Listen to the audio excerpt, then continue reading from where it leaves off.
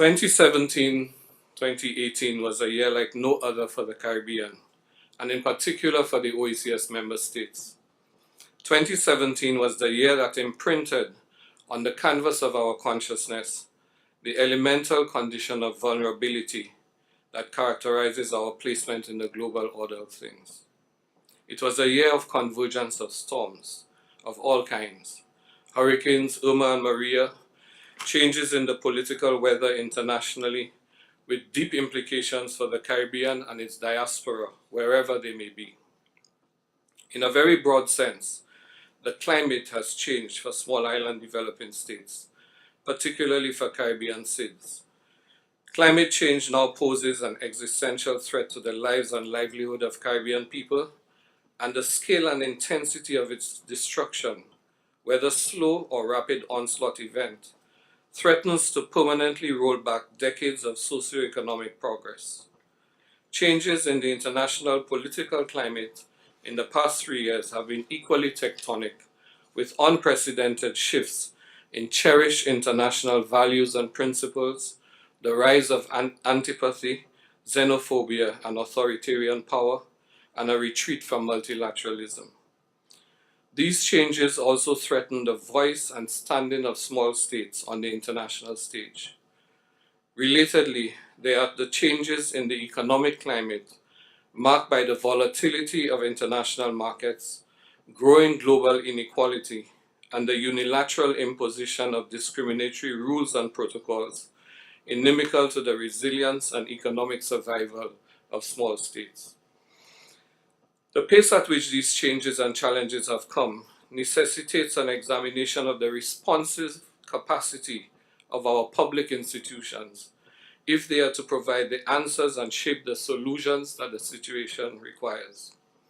It is clear that agility must be the defining characteristic of our institutions, public and private, if we are not to just survive but thrive. As these threats have emerged, the Commission and other organs of OECS integration have had to react with some agility to shape collective defensive postures, as was recently done in the struggle led by the BVI against discriminatory legislation on financial services in the UK Parliament. Our ultimate value as a regional construct to member states will lie in this agility, which must be rooted in the spirit and the letter of the revised Treaty of Basel.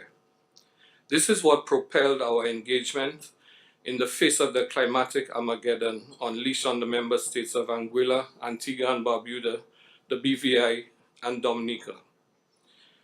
We have read with careful attentiveness the Golden Report on the wider CARICOM integration project, with a view to learning the lessons of that experience. We are clear that there is an inescapable symbiosis between the OECS and CARICOM, that while requiring that each initiative face its own weaknesses and contradictions, progress can only be achieved through recognition, acceptance, and leveraging the comparative strengths of each to the benefit of both. At this 65th meeting of the Authority, following an extensive process of staff and commission brainstorming, we bring for approval a triennium plan that is built around 5 strategic priorities. The first is advancing, supporting, and accelerating regional trade, economic, and social integration. The second is mainstreaming climate, economic, environmental, and social resilience. The third is promoting and supporting equity and social cohesion, and leveraging the cultural and linguistic diversity of member states. The fourth is supporting the alignment of the foreign policy of member states with the development needs of the OECS.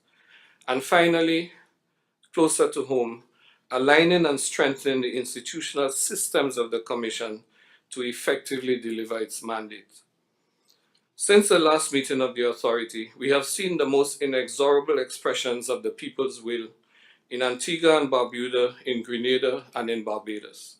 We extend our congratulations to Prime Minister Brown and Prime Minister Mitchell on their conclusive mandates. We look to you to convert this confidence into validating conclusion. As we welcome, so too we congratulate Prime Minister Mia Amor Motley on her epic and unprecedented victory. We are certain that what Prime Minister Gonzalez has referred to, as I quote, the invisible genius of the people, will sustain and uphold not simply the idea of a Barbados, but a better Barbados. Barbados and the OECS have had a long history of shared familial relations, and we look forward with hopeful anticipation to the deepening embrace of family in your discussions with the OECS heads. Today, the baton of leadership of the OECS passes from Prime Minister Chasney to Prime Minister Gonzalez. Our outgoing chairman, Prime Minister Chasney's tenure was characterized by a vigorous and frenetic energy and an aggressive advocacy on the interconnection between climate diplomacy, economic resilience, and our never-ending battles against unilateral discriminatory regimes imposed by the developed economies. As a new Prime Minister, his baptism of fire was the devastation of Irma and Maria, and his crown of accomplishment was the responsiveness and the unparalleled solidarity among member states. Prime Minister Gonzalez, who assumes the OECS chair, is the longest serving Prime Minister in the authority and an original signatory to the revised Treaty of Bastille. His assumption of the leadership at this time of exhaustion of the regional integration endeavor will bring historical perspective infused with political savvy and undergirded by academic rigor. Esteemed heads, distinguished guests, as global uncertainty deepens, as the belts of protectionism tighten, so too will our vulnerabilities heighten and our struggles intensify. Like the proverbial straws, separately we shall surely be broken, but together we are unquestionably more resilient. Alone we can do so little, together we can do so much. But as the darkest hour comes before the dawn, let us hold hands tighter in this uncertain night with conviction and expectation. Thank you.